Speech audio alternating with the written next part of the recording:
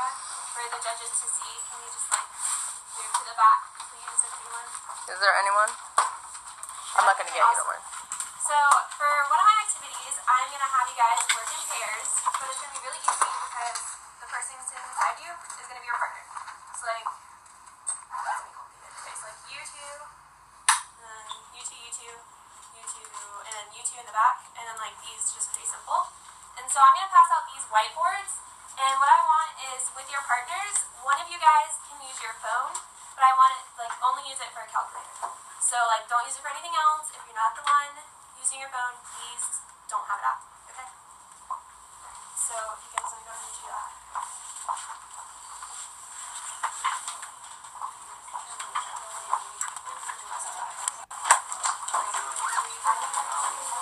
No, I'm going to do that. You better clear the way. How can you miss? No, not see it. How could you not see it? Ridiculous. People. Yeah.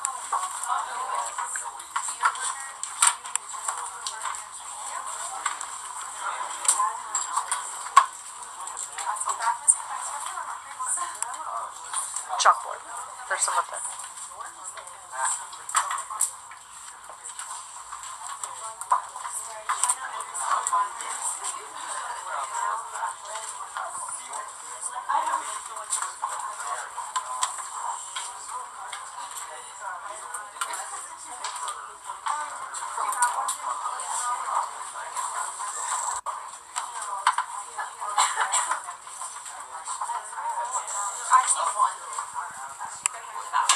Everyone have a calculator somewhere in their partnership. Okay. Alright, so now what we're going to do is I'm going to give you guys a list of problems. And the one with the calculator, obviously you can use your calculator, but if you don't have a calculator, you have to do mental math. And that's on your little board. You can work it out. As soon as you get the answer, write it on your board and hold it up, okay? Does everyone understand? Yes? Alright, the first one's pretty simple. 5 plus 5. You have to use the calculator if you have a calculator. You have to use it.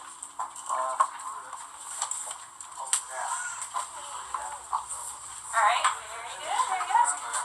Okay, we're going to move on to the next one. Remember, if you have your calculator, you have to use it even if you can do the mental math, okay? Alright, second one. 320 divided by 5.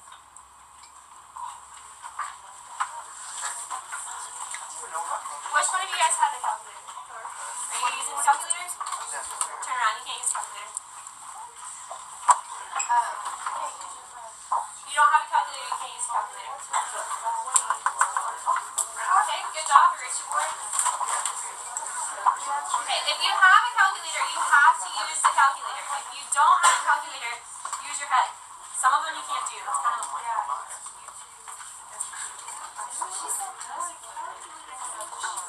Okay, so like, use your partners. Use your partners, use your partners, use your partners, use your partners. Got it? Your partners with her. They're all blue. Okay, the third problem. What is 89? Okay, you guys still confused? Ready?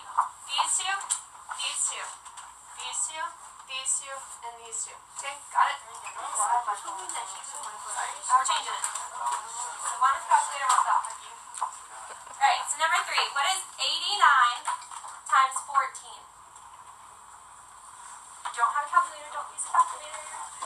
What's 89 times 14?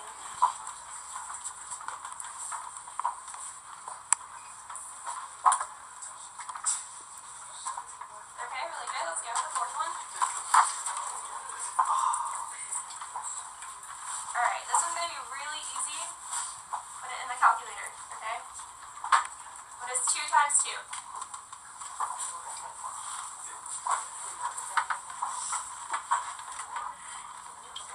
Alright, good job. Alright, this one is going to be pretty easy as well. Put it in the calculator. What is 7 times 9?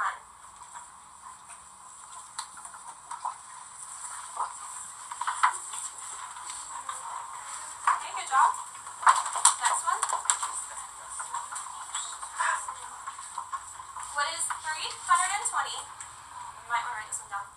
Divided by 4 times 5. What is 320 divided by 4 times 5?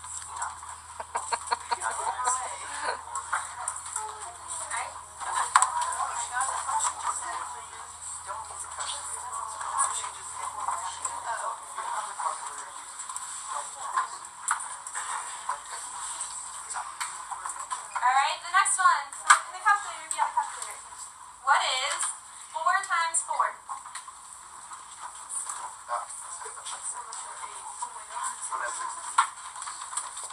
Good job.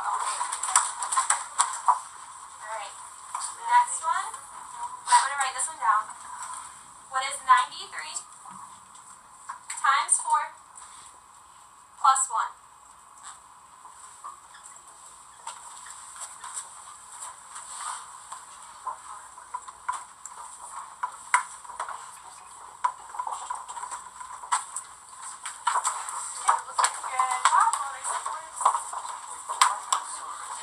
Write this one down too. What is 5 plus 5 plus 6 plus 7? 5 plus 5 plus 6 plus 7. Recheck those. No, you're right. Okay, good job. Erase board.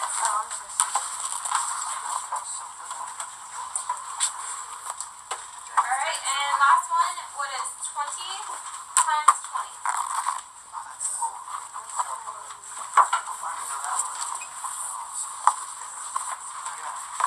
Okay, awesome, good job.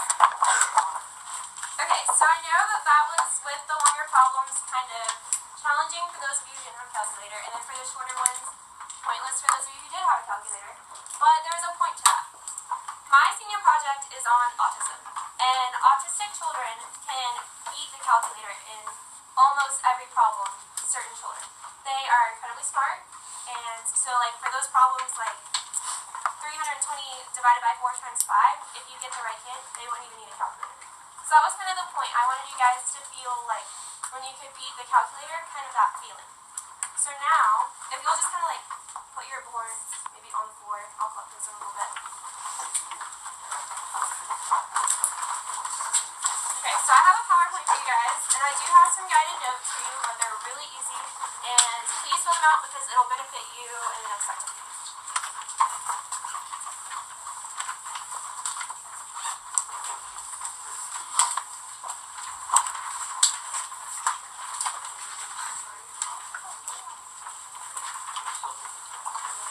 No, you're good. You guys can put your phones away, please.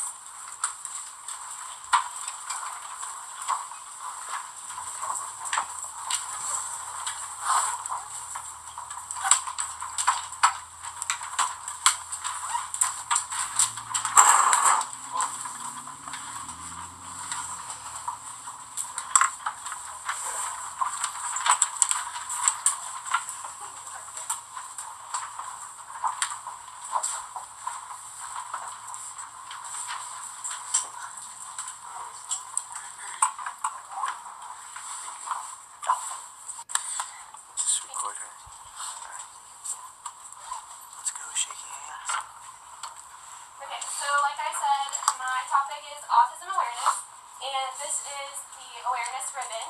Each different color represents a different type of autism, and the Autism Awareness Month is in April. Alright, so what is autism? Autism is defined as a range of complex neurodevelopment disorders characterized by social impairments, communication difficulties, restrictive, repetitive, and stereotyped patterns of behavior.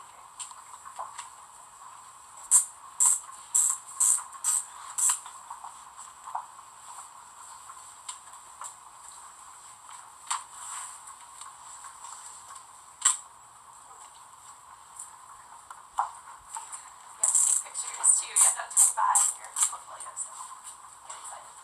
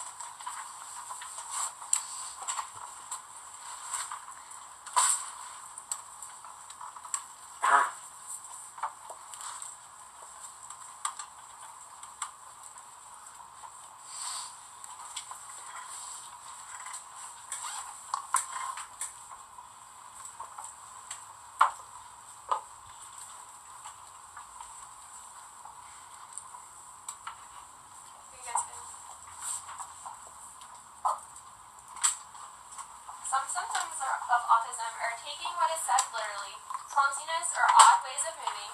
They're fascinated with spinning objects. They have a lack of eye contact. If they don't smile by 6 months, if they don't talk by 16 months, and it is a fact that 40% of people with autism never speak.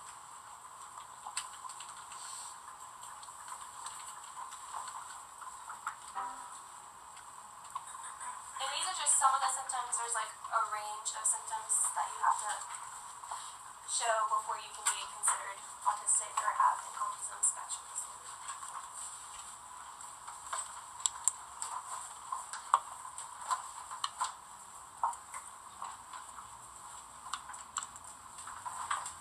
Okay, some history. Scientist Eugene Blulip was the first person to use this term, but he used it to describe signs of schizophrenia. Autism and schizophrenia remained linked until the 1960s, and in 1944, Hans Asperger discovered a milder form of autism.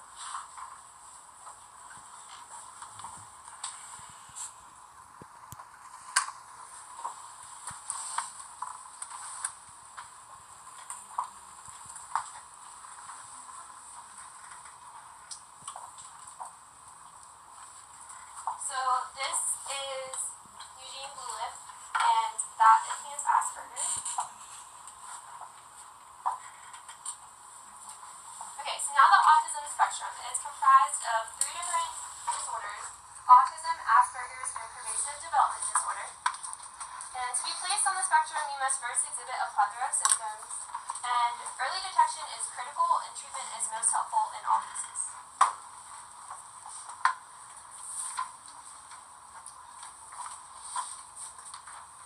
And this is just a picture that kind of shows how they interact. So autism is the only one that has all social behavior and communication language issues. So a little bit about the diagnosis. 10% to 17% each year is how many people are diagnosed with it. With boys, 4 times more likely to be diagnosed than girls. In the last 15 years, it has become the most commonly diagnosed disorder, and 1 in 68 children have some form of an ASD, and that number is only increasing.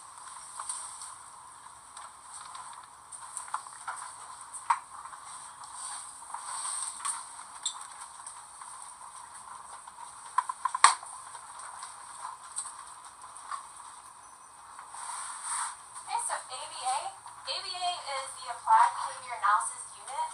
It's concerned with the application of behavioral science in a child's daily life. What's really cool about them is that they don't use a one-size-fits-all method. They'll instead use a mosaic approach, and it's whatever the child needs. They really kind of work together to help them succeed. So it's not just a standard, you get this kind of thing. So other school accommodations include a push-in teacher who's really only there to help when the child needs it, and that's not really helpful in some cases because some children really just can't go in a normal class setting.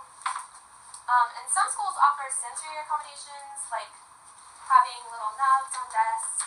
Some schools actually have a red line around the desk like this. So like if a child has to get up and like jump around, they can, and they are still paying attention because they're in that red line. So it's just little things like that, but a lot of schools don't offer those. Okay, Autism Speaks is a campaign for autism awareness. It's a really big one, I'm sure some of you have heard of it. They just released a campaign called Maybe, and the goal of Maybe is to reach African American